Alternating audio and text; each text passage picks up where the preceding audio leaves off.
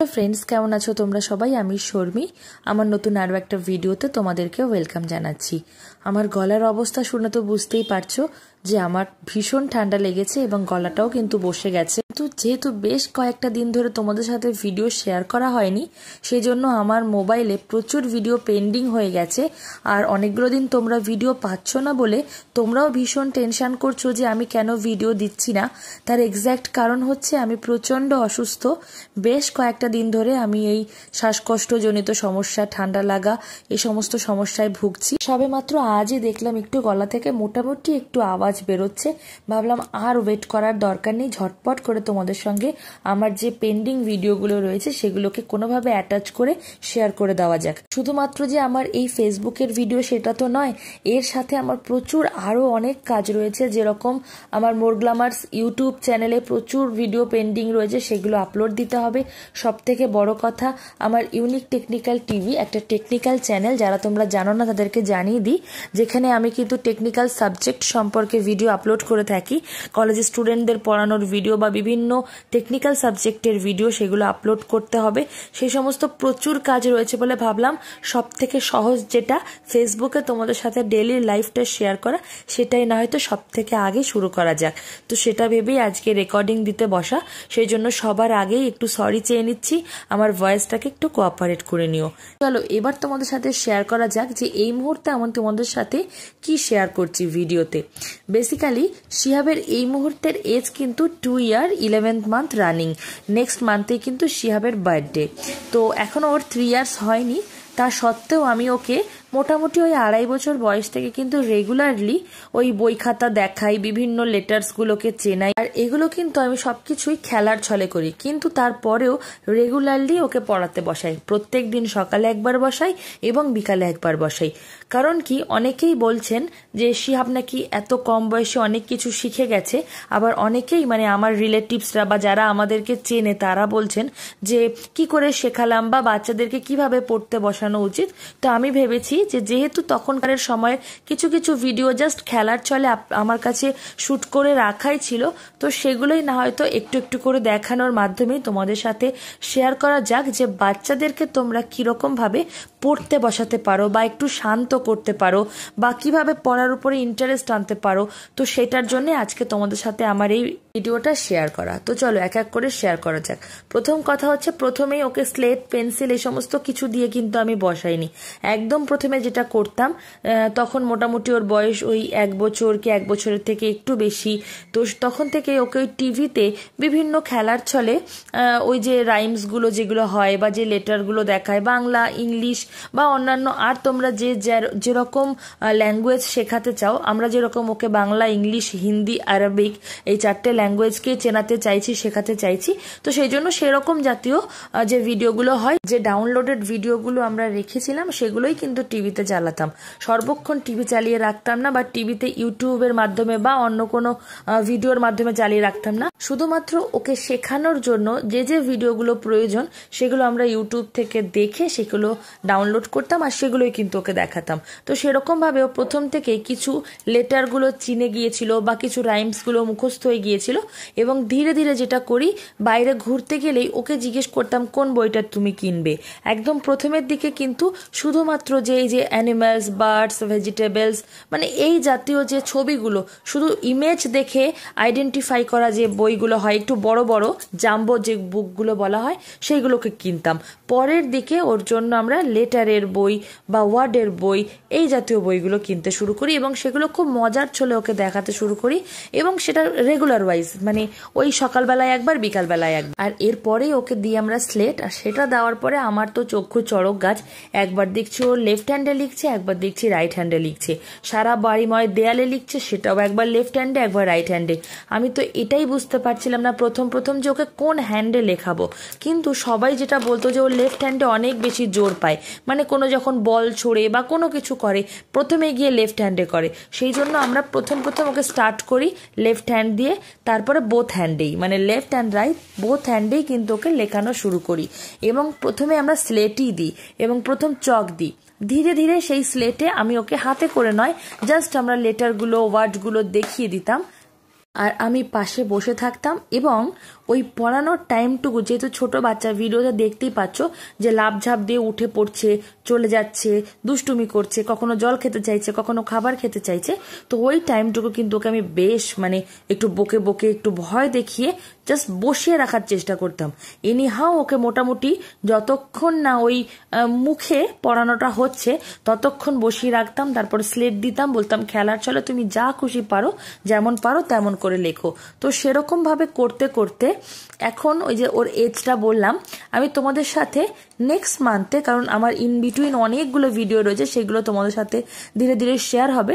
তো মোটামুটি আশা করছি নেক্সট মান্থে শিহাবের যখন 3 ইয়ার্স হয়ে যাবে তখন শেয়ার করব যে শিহাব এখন আমি ওকে কতটা রেডি করে ফেলেছি।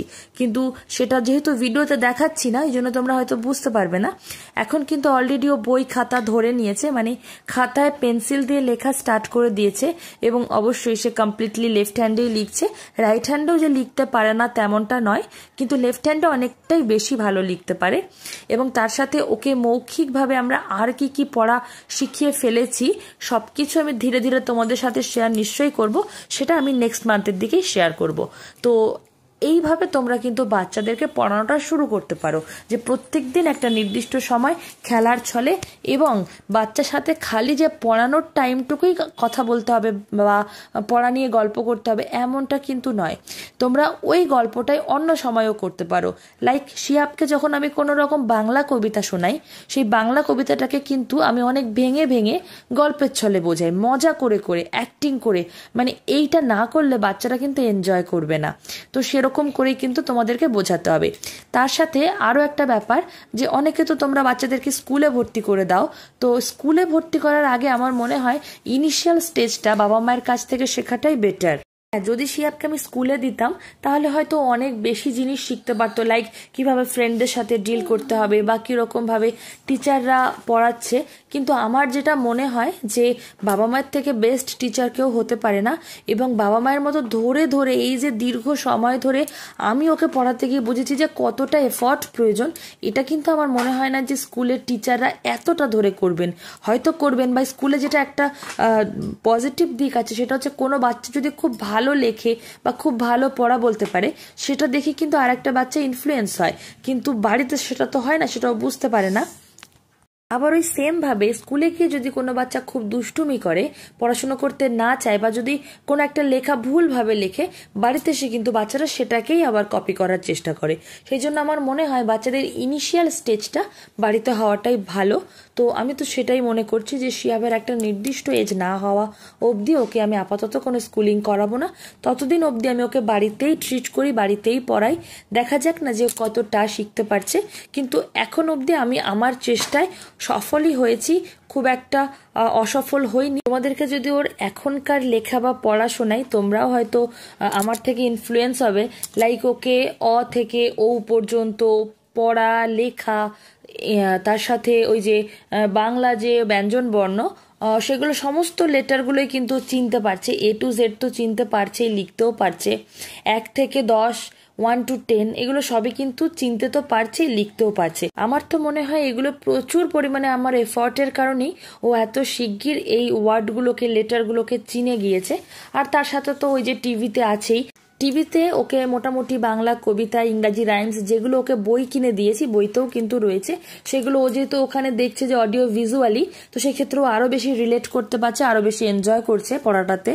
মোটামুটি অ্যাবাভ 15 ও অপোজিট ওয়ার্ড চিনে গেছে, তার সাথে এই যে বিভিন্ন কালার, শেপ, এগুলোও সমস্ত চিনতে পারছে, বলতে পারছে। তো স্কুলে তো এটাই করে।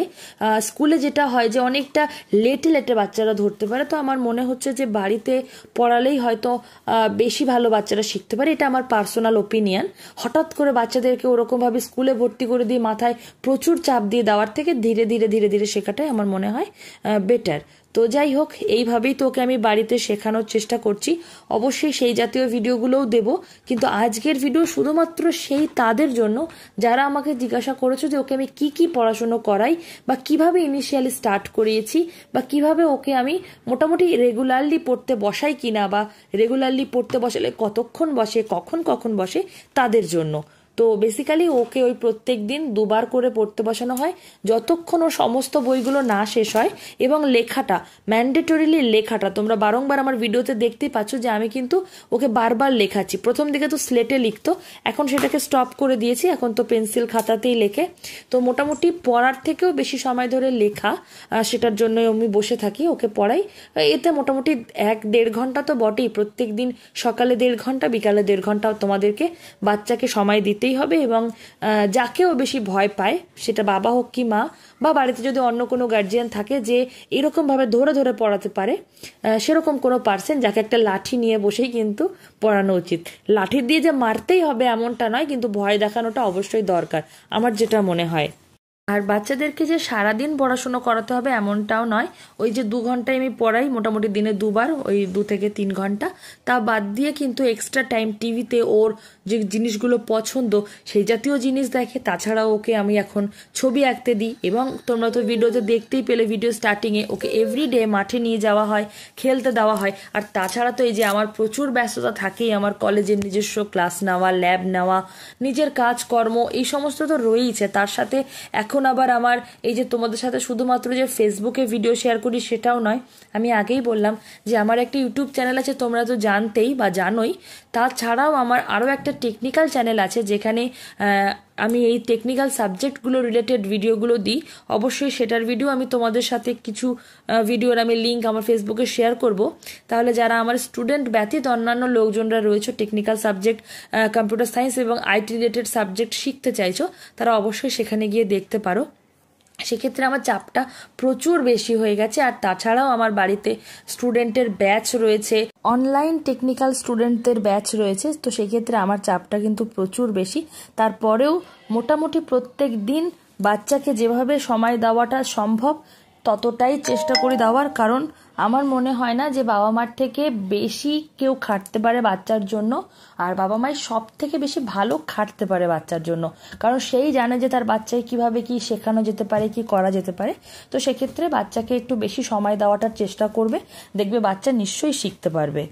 আর যখনই আমরা শিহাবের সঙ্গে থাকি তখনই কিন্তু আমরা সবসময়তেই চেষ্টা করি শিহাবকে কিছু না কিছু শেখানোর, সেটা যাই হোক না কেন। এই দেখো, এই মুহূর্তে ও খেলা করছিল, খেলা করতে করতে একটা পাখি দেখেছে।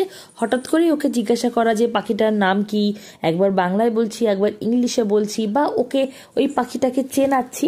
তো ন্যাচারালি এরকম মানে খেলার ছলে বাচ্চাদের সাথে একটা বন্ধুত্বপূর্ণ সম্পর্কও তৈরি করতে হবে, সাথে একটা পড়াশোনা সংক্রান্ত বিষয় নিয়েও আলোচনা করতে হবে, যাতে করে ও সেটার সাথে পড়াশোনাটাকে রিলেট করতে পারে। শিহাবকে আমি আরও একটা জিনিস করি কোনো জিনিস মনে রাখার জন্য, সেটা হচ্ছে ধরো ওকে ছাদে নিয়ে গেলাম, সিঁড়িতে যখন ও উঠছে বারবার সেটাকে আমি কিন্তু কাউন্টিং করতে করতে ওঠাই, আবার কাউন্টিং করতে করতে নামাই। একই রকম ভাবে ধরো ওকে মাঠে খেলতে নিয়ে গেছি, কতগুলো ফ্রেন্ড আছে ওকে কাউন্ট করাই, কতগুলো বল আছে কাউন্ট করাই। তো এরকম ভাবে ও কিন্তু কাউন্টিংটাও মোটামুটি শিখে যাচ্ছে।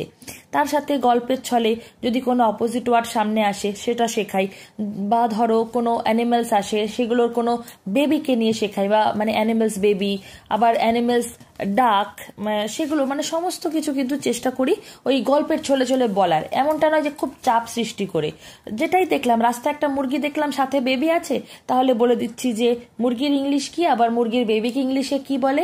এই যে জিনিসগুলো ও কিন্তু সেটাকে অনেক বেশি এনজয় করে। সুতরাং বাচ্চাকে কোনো জিনিস কম বয়সে শেখানোটা বড় কথা নয়, মানে তাড়াতাড়ি ধরানো বা এনজয় করে ধরানোর জন্য তোমরা যেটা করতে পারো, সব সময় সেটা নিয়ে কিন্তু ওকে মজা দিতে পারো, মজা করে করে বলতে পারো। আমি আশা করছি তাতে তোমাদের বাচ্চা কিন্তু অনেক ইজিলি জিনিসটা গ্র্যাব করবে, খুব মজা করে জিনিসটা শিখবে, এবং খুব কম বয়সে কিন্তু এই জিনিসগুলো শিখে যাবে। তোমাদেরকে এটা নিয়ে খুব টেনশানে থাকতে হবে না।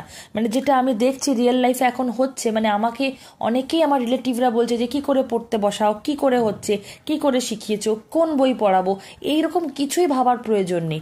সেটা সময় মতো ঠিক হয়েই যাবে। তোমার বাচ্চা কতটা নিতে পারছে, কিভাবে নিচ্ছে, সেটা থোড়ি না আমি বলতে পারবো, সেটা তো তোমরাই ভালো বুঝতে পারবে না যে সে এক্স্যাক্টলি কোন সাবজেক্টে বেশি পছন্দ করছে, কোন ল্যাঙ্গুয়েজ ল্যাঙ্গুয়েজটা বেশি পছন্দ করছে। শিহাব যেমন বাংলাতে যেহেতু বাংলাটা পুরোপুরি বোঝে, বাংলাতে তো অবশ্যই স্টোরি দেখে টিভিতে, ইংলিশেও কিন্তু স্টোরি দেখতে খুব পছন্দ করে, রাইমস দেখতে খুব পছন্দ করে। তো সেক্ষেত্রে তোমার বাচ্চা কোন ল্যাঙ্গুয়েজে দেখতে পছন্দ করছে সেটা তো অবশ্যই তোমরা বুঝতে পারবে। যেটা করতে হবে, বাচ্চাকে অনেক বেশি সময় দিতে হবে। খালি বাচ্চা খেলা করছে, তোমরা কোনো একটা নিজস্ব কাজে মেতে থাকলে সেটা করলে চলবে না। আমি যেমন নিজস্ব প্রচুর কাজে ব্যস্ত রয়েছি, তারপরেও কিন্তু আমার সব থেকে বেশি প্রায়োরিটি থাকে শিহাব। তো সেক্ষেত্রে এরকমভাবে ওকে সময় দিই বলেই হয়তো ও এত তাড়াতাড়ি সবকিছু শিখে গেছে বা সবকিছু শিখে যাচ্ছে। যেহেতু এরা খুবই বাচ্চা, তো সেক্ষেত্রে জিনিসটা কিন্তু আমাদের মতো হুটহাট করে ধরতে পারবে না। একটা লেটার হয়তো দীর্ঘ সময় লাগবে সেটাকে চিনতে।